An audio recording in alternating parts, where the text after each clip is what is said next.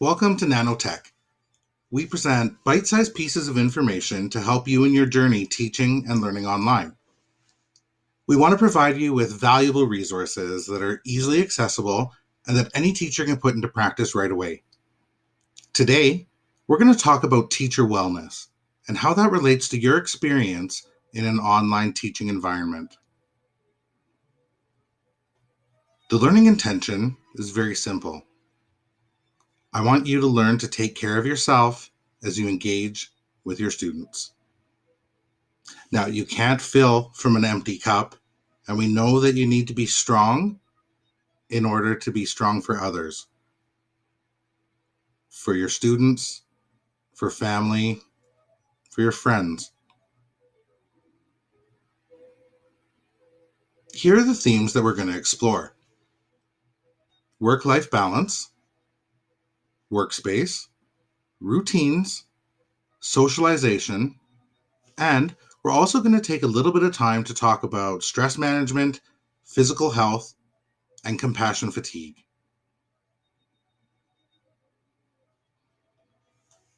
Your life-work balance is even more important now when you're working online. How do you maintain that life-work balance? And how can you do so when working online? This is something I want you to keep at the front of your mind as we go through the rest of this video. Everyone's answer is going to be different. So talk about your workspace. Your classroom's moved online, but you still have a physical space that you're working out of. What does that look like for you? Do you have the right kind of chair? Do you have the right kind of lighting? Do you have everything that you need right at your reach? It's important to have a dedicated workspace. Now, if that's at home or if that's at school, it's important that that is your space. That's your classroom. It's really important to set some ground rules with the people in your space, especially if you're working from home. You want to make sure that you have a sign or some way of indicating when you're recording a video or when you're working with a group of students. I've heard of some teachers, they have a special hat that they put on, or they write a little cute post-it note and stick that to the door so people know that that's their time, that they can't be interrupted. Set those rules and stick to them. Routine is so important. When teaching and learning online, it's too easy to just answer a couple emails at the end of the night and get sucked into working. Before you know it, it's 2 o'clock in the morning. So much of the work that I've done with teachers in the past, I've had to encourage them to get offline. Get in a routine. Get in a morning routine. Wake up, have a shower, get dressed, have a cup of coffee, and then start your online session. Try and work regular hours. This is good for your brain, it's good for your body, it's just good practice. I think it's also important to schedule breaks in. There's something some people talk about called 20-20-20. So, what that is every 20 minutes, for 20 seconds, you look 20 feet away. It's a good physical break for your eyes and gives you a little bit of a mental reset as well. Just like in any job, you want to end your day with a routine. Pack your stuff up, put it away, and go and do something fun that you enjoy for the rest of the evening. Socialization is very important, especially now when we're constantly being reminded to remain socially distant, which is a term I don't like. I don't mind physical distance. I don't like the term social distance. Don't you think that this is when we need to be connected more than ever? So make sure that you're still remaining social. Be social with your colleagues. Jump into Google Meet on Friday afternoons. Play an online game. Just do something to connect. Another really good piece of advice is to have a connected and meaningful conversation every single day with someone outside of your home. Try it out for a week, and I guarantee you'll feel better.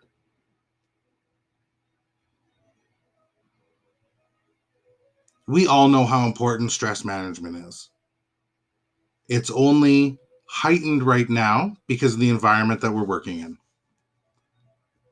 I found a lot of good resources on resilienteducator.com. There they talk about mindfulness. Be mindful in your thoughts and actions. Self-care. Take care of you. Gratitude. Give thanks for what you have and who you are.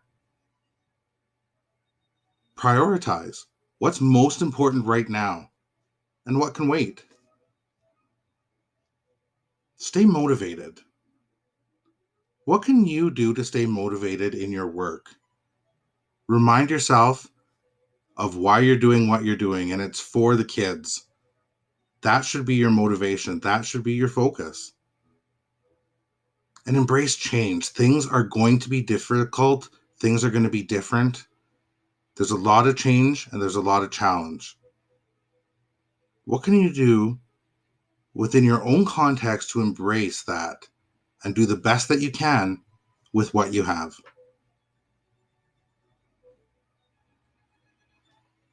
Now, especially if you're sitting in front of a computer all day, your physical health has never been more important. It's actually worth your time to come up with a concrete plan for your eating schedule, your sleeping schedule, and exercise.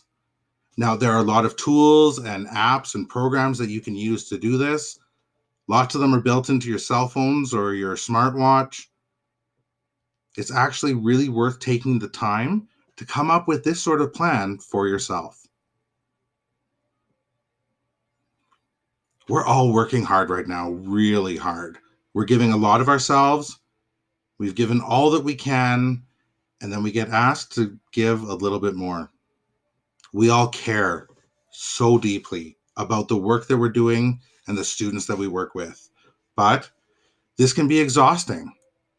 Here are some signs to watch out for: apathy, isolation.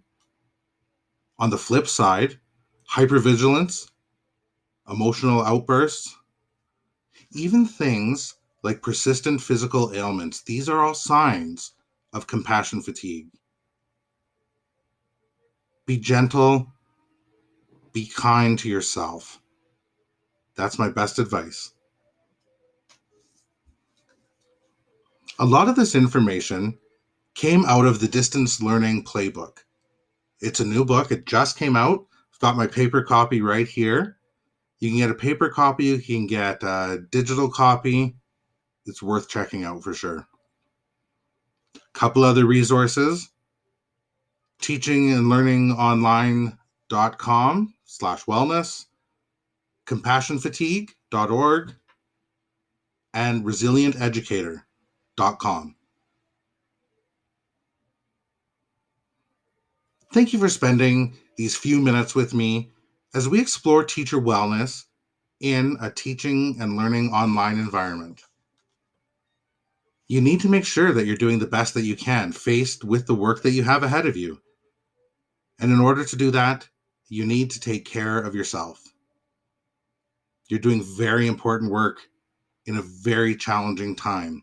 But just remember, you're not alone in this. Take good care. Thank you.